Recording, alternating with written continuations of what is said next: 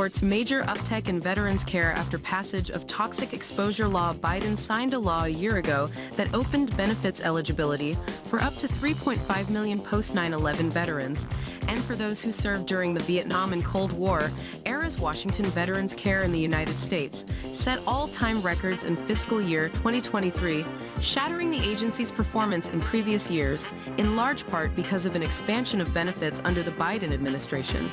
U.S. Secretary of Veterans Affairs Denis McDonough said Monday. McDonough spoke at the National Press Club a little over a year after President Joe Biden signed a law that opened benefits eligibility for up to 3.5 million post 9/11 veterans, and for those who served during the Vietnam and Cold War eras.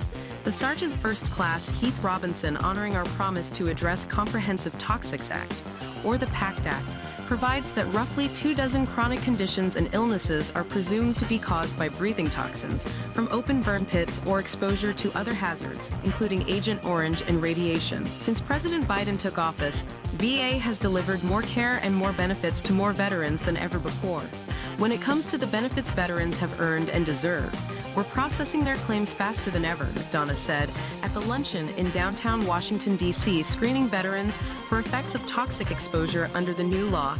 The VA has screened nearly 4.6 million veterans for lasting effects of toxic exposure during their deployments, according to Department of Veterans Affairs figures released Monday.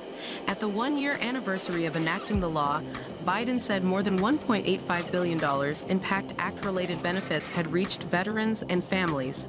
The legislation received broad bipartisan support in both chambers during the summer of 2022, but was held up for weeks at the tail end of the process after retiring Republican Senator Pat Toomey of Pennsylvania rallied GOP colleagues to block a final procedural vote as a protest to funding language that had been in the bill all along. Among the statistics Veterans Affairs highlighted Monday, $163 billion in benefits was delivered to just over 1.5 million veterans and survivors.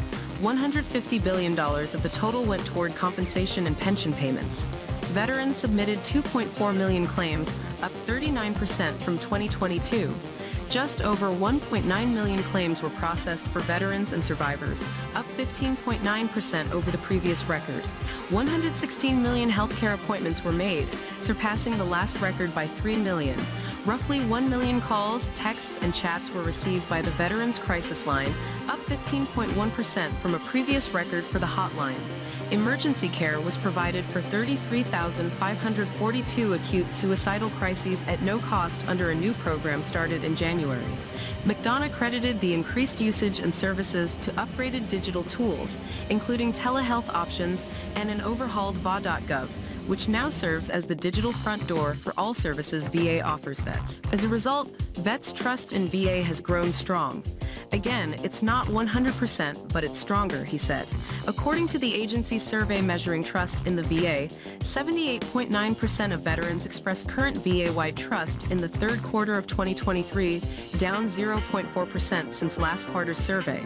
When broken down by gender, 80% of male veterans expressed trust compared to 71.2% of female veterans. McDonough also credited a hiring boom at the agency for more claims being processed.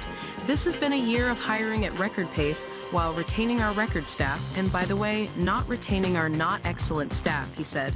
The Veterans Benefits Administration now employs more than 32,000, according to McDonough. The claims process is overwhelmingly moved by a simple entry point, which is more people reviewing claims. So that's one way we're addressing this, McDonough said. The population of living veterans was estimated at 16.2 million, according to the U.S. Census American Community Survey. Veterans can contact the agency for benefits information or register for a toxic exposure screening at va.gov or by calling 1-800-MyVA 411.